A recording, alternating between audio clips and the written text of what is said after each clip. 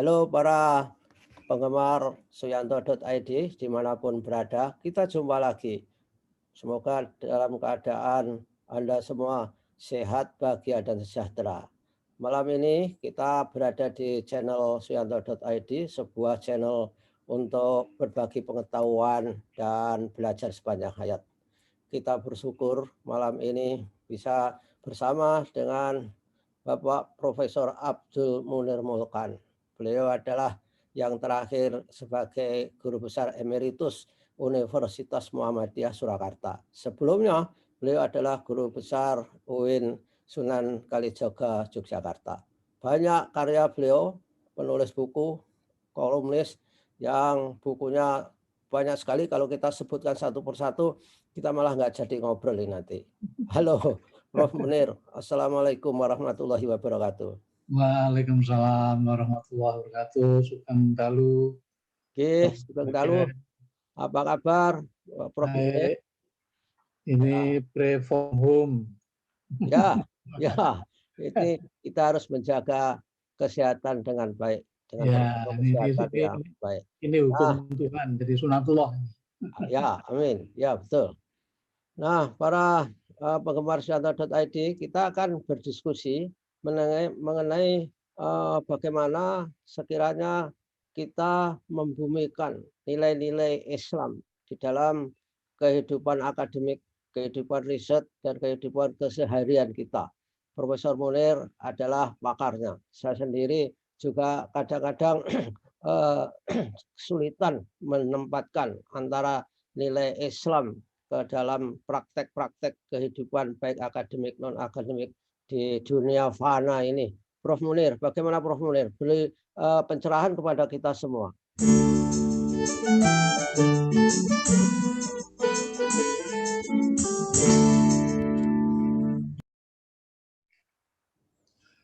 Ya, pertama-tama secara sederhana saya juga masih belajar ya, jadi saya kira tidak ada orang yang sempurna dalam bidang ilmu termasuk saya. Gitu. Jadi kalau kita melihat secara sederhana kan hidup sehari-hari ini bagaimana kita berkomunikasi dan menempatkan diri dalam lingkungan alam, alam semesta, alam sosial, alam natural, hubungan sosial bersama yang lain dengan tetangga dan lain sebagainya. Di sisi yang lain kemudian kita sebagai saya terutama sebagai seorang Islam itu ya, bagaimana cara hidup kita nyaman ya, enak itu, lalu banyak kawan, tetapi juga memperoleh berkah dari Allah SWT karena mendapat ridhonya. Amin. Nah, yang jadi pertanyaan selalu bagaimana kita memperoleh ridho Tuhan itu? Apakah hanya diperoleh oleh orang-orang yang lulusan perguruan tinggi saya dulu sebelum pensiun, UIN karena mempelajari Islam, bagaimana mereka-mereka bahkan kemudian yang tidak mengenal bahasa Arab, bukan karena dia tidak mau, tapi karena dia lahir, ditakdirkan di satu tempat yang tidak memaksa dia. Ya, betul. Nah itu lalu kemudian padahal dia orang baik, dia orang suka menolong. Nah itu kalau seperti itu kan jadi kayaknya apa ya, takdir Tuhan melahirkan orang berbeda-beda itu jadi tidak adil gitu. Ya. Nah, sehingga ini seringkali kemudian menghantui kita di dalam kehidupan sehari-hari seolah-olah yang masuk surga itu mereka yang ya tentu yang hafid gitu, yang hafal Quran, yang fasih, yang tartil, yang membaca Qurannya. Ya itu orang yang lahir di Arab dong. Nah di dalam ilmu pun juga begitu gitu. Jadi saya kira apa ya, dan tidak menurut saya ada orang-orang yang memang dituntut oleh lingkungannya untuk ahli di bidang itu. Kalau ada kesempatan kemudian tidak dia penuhi, ya, tanggung jawabnya itu jadi persoalan. Tapi bagi mereka-mereka yang memang tidak conditioning untuk menjadi ahli Islam, ya berkahnya itu ya bagaimana dia ya merawat lingkungannya sesuai dengan hukum alam. Oke, ya. Hukum alam itu diketahui oleh tradisi dimanapun, gitu. Bukan hanya oleh saintis, tapi juga oleh kearifan yang kalau secara akademik disebut kearifan lokal itu. Lokal, ya. Nah, dengan demikian misalkan saya nggak hafal Al-Quran, itu kan memang mungkin takdirnya begitu ya, atau karena belum mendapat hidayah Tuhan, Prof. Munir. Gimana itu antara membedakan orang mau, kemudian atau tidak mampu, atau memang karena belum mendapat petunjuk Tuhan.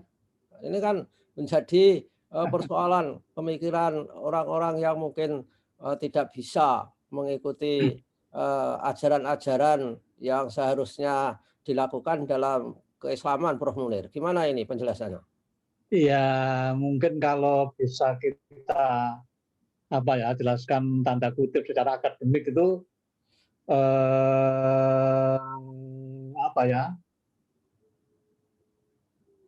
bukan karena orang tidak hafid, tidak tartil, tidak fasih membaca Quran, bukan karena atau bahkan kemudian tidak kenal Quran, gitu, misalnya, Ya. Karena lahir di Rusia misalnya, atau di Cina, gitu. Ya. Apakah itu mesti kemudian dia tidak memperoleh hidayah? Belum tentu. Belum tentu. Ya. Jadi di dalam Quran itu kan Tuhan juga mengutus Muhammad Nabi Sallallahu Alaihi Wasallam itu juga biqadri ukulihim, sesuai dengan kadar intelektual dan kultur masing-masing umat. Jadi Tuhan juga kalau secara legal formal ya, secara natural, secara kultural, saya kira kita bisa membedakan antara sering saya sebut kesalehan substantif dan kesalehan simbolis, gitu. Kesalehan substantif itu ya seperti kalau kita mau merujuk ilmuwan, gitu ya, ada seorang guru besar gurunya Buya Syafi'i itu, Fazlur Rahman misalnya. Jadi ya inti dari Quran itu ya berbuat baik kepada semua orang sesuai dengan kearifan budayanya setempat, gitu. Jadi inti dari Quran itu ya kalau dalam formal itu akhlakul karimah, tapi dalam bahasa yang lebih general yaitu budi pekerti, gitu. Berbuat baik kepada semua orang sesuai dengan pengalaman kultural masing-masing, gitu. Ya. Jadi tidak mesti orang yang memperoleh hidayah itu orang yang fasih berbahasa Arab, yang hafid. Nah, kalau begitu hanya berapa juta dalam satu melihat manusia ini. Iya. Kan tidak realistis dan juga tidak adil, gitu kan. Ya. Lalu nilai-nilai Islam itu ini kan juga kadang-kadang tidak dipikirkan orang dalam praktek keseharian. Lalu bagaimana dalam nilai-nilai Islam dalam konteks akademik, Prof. Munir? Apakah juga ada persoalan bahwa sebagai ilmuwan itu harus begini, harus begitu, karena kita harus mengikuti ajaran Sang Khalik misalkan saja. Apa itu ada, Prof. Munir? Ya, sekali lagi mungkin bisa disebut kesalahan sosiologis lah, gitu ya. Iya. Jadi bisa memang jadi tuntutan formal legal kesalahan seseorang itu sesuai konteksnya. Gitu. Nah, kalau kemudian lingkungannya itu lingkungan pesantren, lalu lingkungan orang-orang Islam, nah, kalau kemudian dia tidak kenal sama sekali aturan-aturan Islam secara formal ya, Ya. ya itu memang rodo patut dipertanyakan gitu. Ya, termasuk brutal. Nah, kalau lingkungannya itu memang apa ya, secara sosiologis memang tidak memungkinkan seseorang untuk mengenal Al-Quran dengan baik, ya ukurannya bukan soal fasih atau tidak, tetapi bagaimana yang kemudian bisa disebut dengan apa ya, kebaikan universal gitu. Ya. Jadi semua orang itu kan suka menolong kan dimanapun dalam bentuk yang berbeda-beda. Nah Ya. orang ini baik dalam arti suka menolong, ya itu tidak, jadi kita bisa membuat ukuran sesuai dengan konteksnya gitu loh. Jadi kalau Prof. Yanto, kalau kita mengukur menilai ASD ini pinter atau tidak dengan buku-buku SMA kan tidak adil. Ya. Ya, Sama betul. juga kalau kita mengukur kecerdasan anak SMA dengan buku SD kan juga tidak pas, kira-kira gitu loh. Jadi sehingga sesungguhnya ya Tuhan itu kan maha tahu. Ya. Dalam keyakinan saya yang saya pahami, sehingga banyak contoh-contoh yang seperti itu di dalam sejarah Islam gitu. Walaupun kadang-kadang kalau kita salah paham bisa apa ya, bisa sesat jalan juga. Jadi misalnya contoh ini, Ya. ada orang yang hampir sepanjang hidupnya itu berbuat jahat. Tapi menjelang dia ajal itu, dia sadar atas kesalahannya. Ya. Lalu mencari, jadi ini dalam hadis kan diceritakan kalau di orang-orang yang belajar agama Islam itu sebenarnya pelajaran ecek ini, jadi apa TK lah gitu. Tapi ini penting untuk Ya. kemanusiaan itu.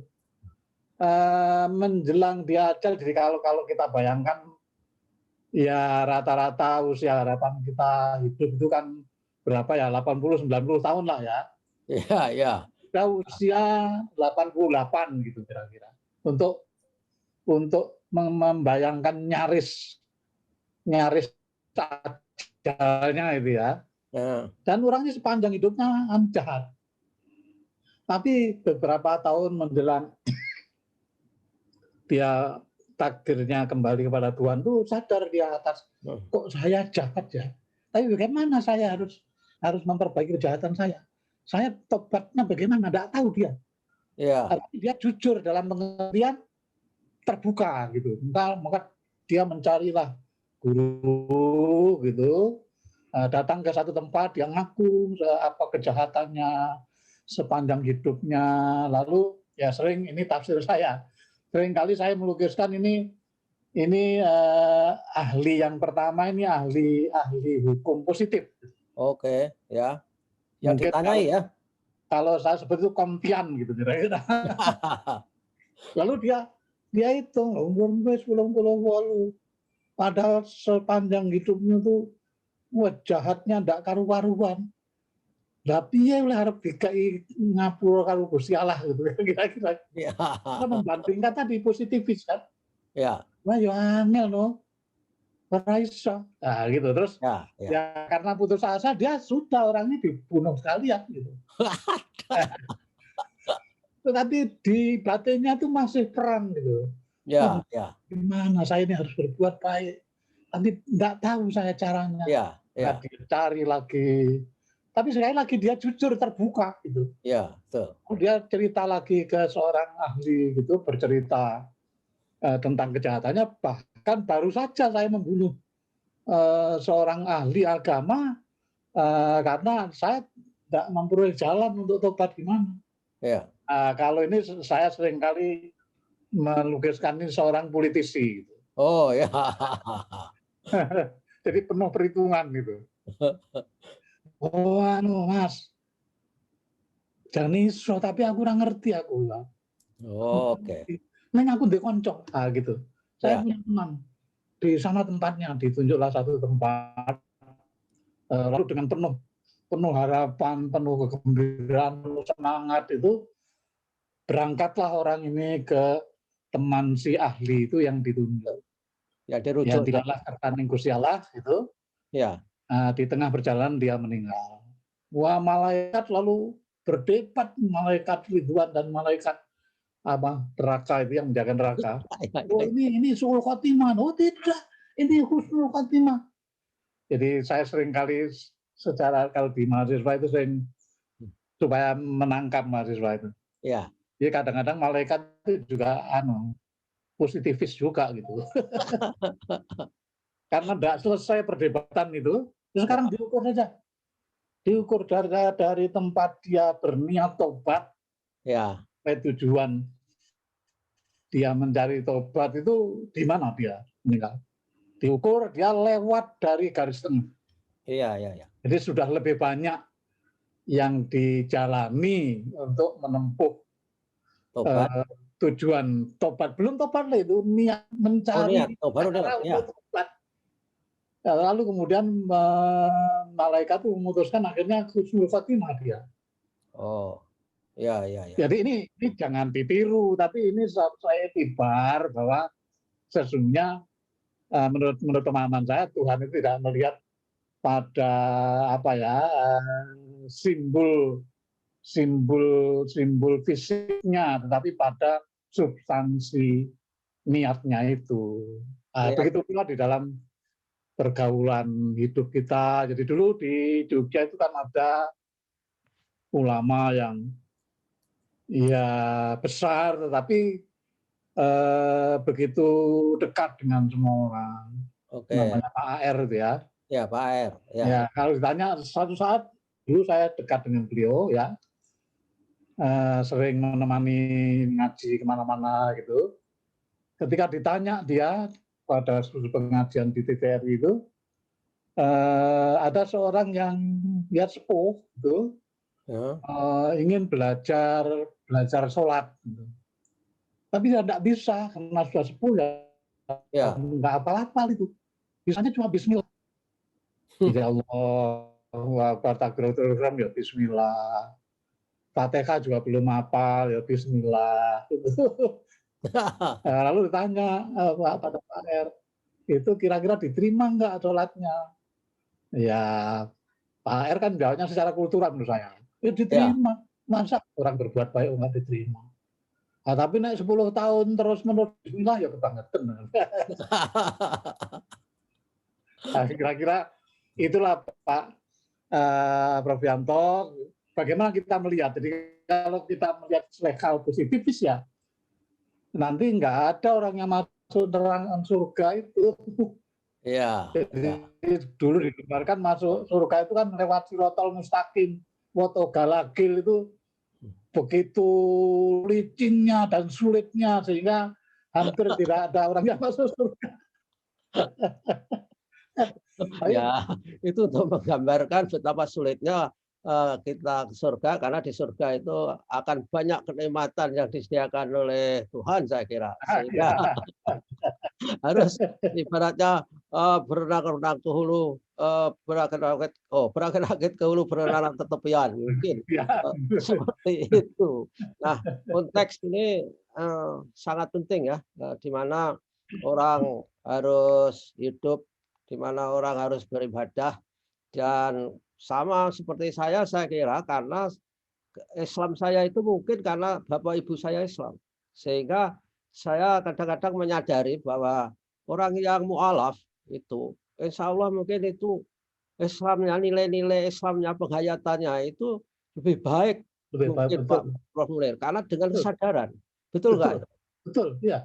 Jadi seringkali saya contohkan dulu kalau saya masih ikut memimpin Muhammadiyah itu, dulu pernah kita bicara tentang dakwah kultural. Ya, Jadi dulu waktu itu kalau nggak salah Tanwir Mataram, itu bulan saya yang memimpin sidang itu, Di samping saya itu ada Pak Rosad dan Pak Din Samsudin. Ya. Jadi dakwah kultural ya kalau saya ini ya sebelum lahir sudah Muhammadiyah. Mengapa? Karena ayah saya itu mubalik paling keras di lingkungan saya tentang Muhammadiyah, bahkan satu-satu. Jadi maka kalau saya di Muhammadiyah itu bukan prestasi gitu. Iya, ya. Nah, gitu misalnya ya. Ya. Tapi beda dengan Pak Rosad, gitu, Soleh ya. Ya. Itu kan lingkungannya bukan Muhammadiyah. Nah, dia menjadi Muhammadiyah itu setelah dapat mertua orang Kauman gitu. Oke. Iya. Beda sama dengan Pak Din, tapi Pak Din jadi Muhammadiyah kan setelah di Jakarta ketemu YNM. Tapi bukan berarti kemuhammadiyahan saya itu lebih baik dari keduanya. Sama dengan tadi, Pak. Jadi saya menjadi Muhammadiyah, menjadi Muslim itu bukan karena kesadaran, tapi karena penetrasi lingkungan lah kalau boleh disebut. Ya. Nah, kalau saya kadang-kadang juga kepada orang-orang yang menemukan Islam di tengah jalan tuh, merasakan betapa nikmatnya. Dan kalau saya sudah biasa tuh. Ya. Jadi bagaimana sholat subuh itu susahnya bukan main kalau orang yang lagi belajar. Nah, kalau saya enggak karena dari kecil sebelum SD kalau nggak subuhan disiram banyu gitu. Jadi enggak tanda kutip ya, enggak merasakan nikmatnya menemukan Islam itu. Ya. Jadi saya betul. Jadi oleh karena itu mengukur kesalehan dan religiusitas seseorang bukan karena tadi simbol-simbol formalnya, tapi pada nilai substantifnya itu. Tapi kalau didikotomikan, Prof. Mulya, simbol substantif dan simbol-simbol formal itu saling mengisi atau lebih penting yang mana, atau keduanya itu memang harus ada dalam kehidupan kita keseharian itu, atau secara individu maupun secara kelompok. Bagaimana ya? Ya mungkin kebetulan hari ini kita ramai membicarakan seorang Kapolsek yang terjaring narkoba gitu ya. Ya. Sebelumnya ada seorang menteri sosial yang di masa pandemi malah mengkorupsi. Jadi itu kan hukumannya lebih berat dibanding mereka yang awam. Oh ya. Okay. Jadi sehingga Tuhan saya kira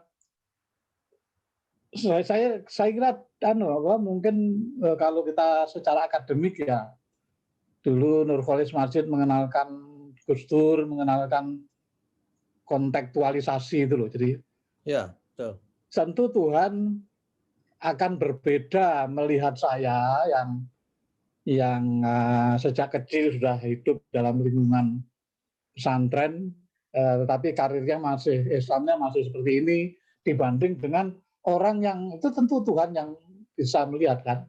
Ya. Ya tidak adil kalau kemudian saya dinilai lebih tinggi karena simbol-simbol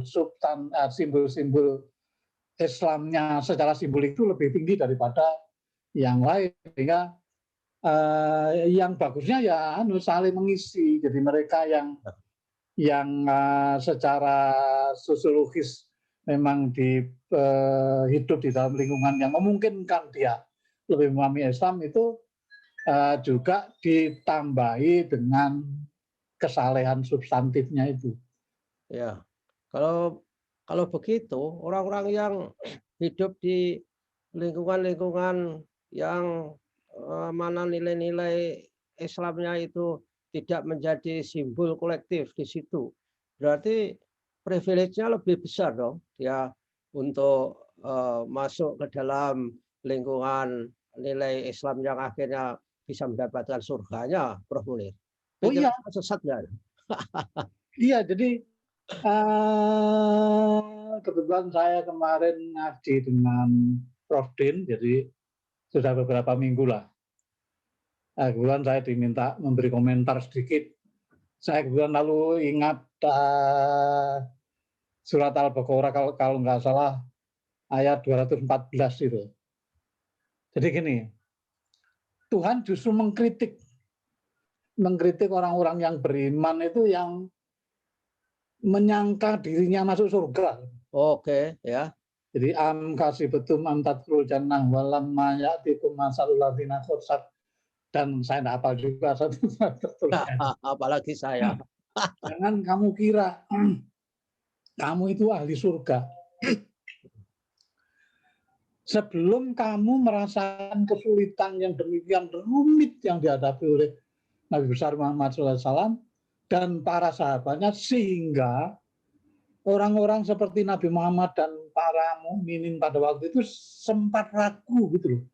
Loh, saya ini kan sudah orang yang beriman, berjuang untuk Islam, kok hidupnya sengsara, kalah terus misalnya. Lalu kemudian sempat menurut saya meragukan janji Tuhan itu, mana Rasulullah. Nah, kalau begini, kapan Tuhan itu menolong kami? Nah, pada puncak keraguan itulah itu tanda orang-orang itu akan mengalami transformasi sebagai orang yang muqarrabin, sebagai orang yang ahli surga. Gitu. Jadi itu menafsirkan lalu surat itu diakhiri inna nasrullahi qarib. Jadi ketika ada pertanyaan mendasar itu, Tuhan kok nggak datang-datang menolong, padahal selama ini saya membelamu. Ya. Nah, pada saat itu kemudian mata nasrullah qarib. Jadi ingatlah bahwa pertolongan Tuhan sudah dekat. Jadi saya menafsirkan itu semakin tinggi godaan itu semakin tinggi, semakin besar pahalanya. Oh ya. Jadi kalau saya di lingkungan santri kan godaan untuk tidak santri kecil. Kecil, ya. Nah, mereka yang di lingkungan yang taruhlah mungkin ya tanda kutip biadab itu, maaf kata agak kurang sopan gitu ya. Ya. Tapi dia justru di tengah-tengah suasana itu menunjukkan semangat yang tinggi untuk menjadi beradab. Itu lebih tinggi pahalanya. Ya. Oleh karena itu semakin sulit ibadah, semakin tinggi pahalanya. Oke. Ya, itu mungkin waktu di Amerika bisa berpuasa, itu saya kira pahalanya lebih tinggi mestinya. Iya, persis itu. Ya, karena walaupun saya pernah, tapi mungkin ini ria juga ya, kadang-kadang saya ragu. Tahun 2007 kemudian saya keliling Amerika. Ya. Ada teman yang ngajak pas puasa itu. Pada suatu saat lalu diajak ketemuan bos-bos Yahudi. Pagi sudah ketemuan ada berapa orang, 10 orang gitu ya. Lalu kemudian ini breakfast, diminta silakan menikmati. Saya tidak tahu apa ini niatnya jujur apa pamer, nggak tahu saya. Ya. Orang Muslim, saya sedang puasa, jadi maaf saya tidak bisa menikmati bersama-sama Anda semua untuk sarana. Lalu si pimpinan sidangnya tuh meminta maaf, tidak perlu minta maaf, karena bagi saya ini justru peluang untuk memperoleh pahala yang besar. Ya betul, karena setting lingkungannya itu ibaratnya tingkat kesulitannya itu lebih tinggi. Iya, betul.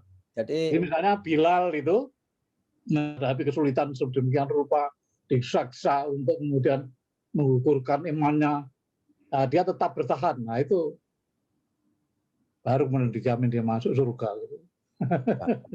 Berarti ada ini ya, teori relativisme dalam hal melakukan atau membumikan nilai-nilai Islami dalam kehidupan. Apa betul gitu?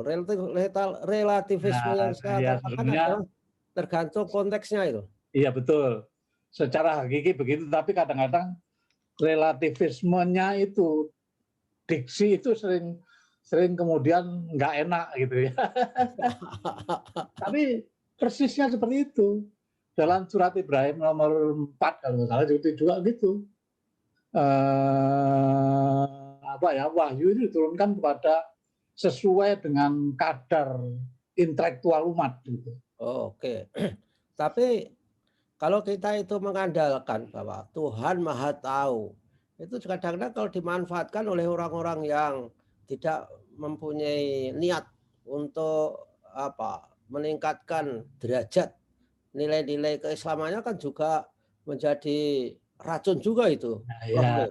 ya jadi oleh karena itu memang ini dibutuhkan kejujuran, dibutuhkan keikhlasan, Oke, ya, ya, ya. gitu. Jadi iya tentu diksi-diksi seperti itu untuk kalangan-kalangan tertentu kan enggak dikenal ya. Ya, ya, Apa itu ikhlas, apa itu. Tapi saya kira apa ya, semua masyarakat di dunia dimanapun itu mempunyai pengalaman tentang nilai-nilai itu. Gitu. iya. Jadi saya kira dulu para ulama-ulama klasik juga membicarakan. Jadi bahkan misalnya Ibnu Tufail itu ini sekedar saja apa iktibar gitu. Ada satu kelompok orang karena terisolasi tidak pernah kenal dia Quran. Mhm. Nah, dia menjalani hidupnya sesuai dengan pengalaman alaminya. Lalu Ya, satu kelompok belajar Quran, jadi karena lingkungannya. Lalu kemudian pada satu saat yang terisolasi ini ya singkat cerita ya, ya. itu kemudian bisa berkomunikasi dengan orang luar. Mhm. Lalu kira-kira cocok-cocokan ini, oh saya begini. Ternyata ya paralel gitu. Maka kemudian ada seorang ulama yang namanya Al-Farabi menjelaskan mengenai paralelitas itu.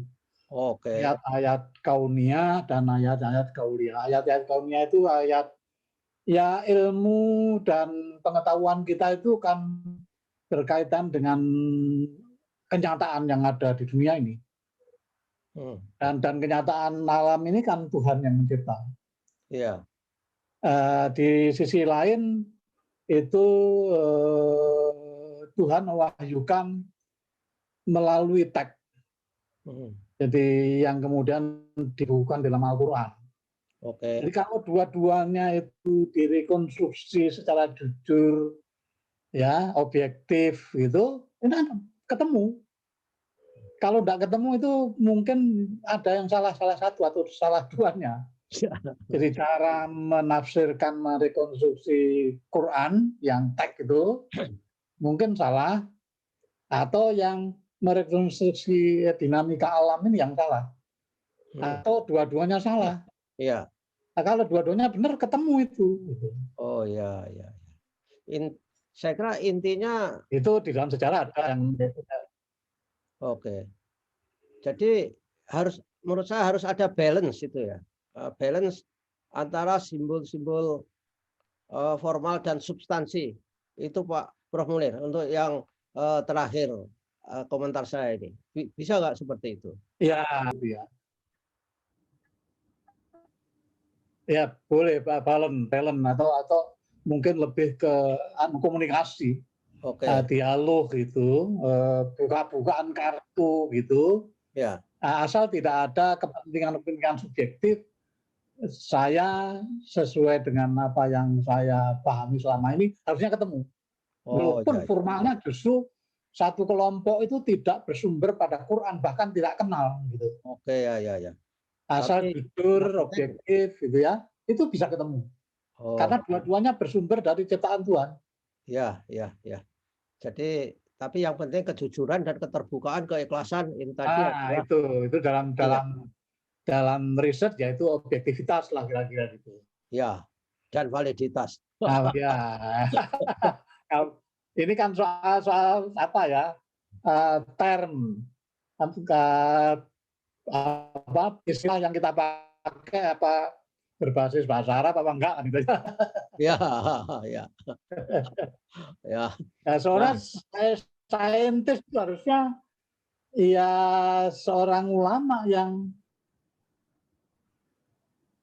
karena dia akan bekerja berdasar keikhlasan, kejujuran, objektivitas gitu. Dalam diksi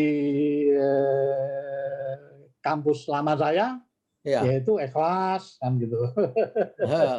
Iya. Ya, ya okelah Prof. Munir. Sudah banyak hal yang kita bicarakan. Mudah-mudahan ini menginspirasi bagi para generasi muda kita dan juga para penggemar sahabat. Ya, ini ringan-ringan mudah-mudahan. Ya, Ya, amin, amin, amin. ya. Terima kasih atas kebersamaannya, Prof. Munir. Mudah-mudahan kita selalu sehat walafiat dan lain waktu kita Dan bisa ketemu lolos lagi. dari COVID-19. Ya, betul. Ya. Jaga protokol kesehatan karena Oke. COVID sudah ada di halaman kita. Terima kasih. Oke. Assalamualaikum warahmatullahi wabarakatuh.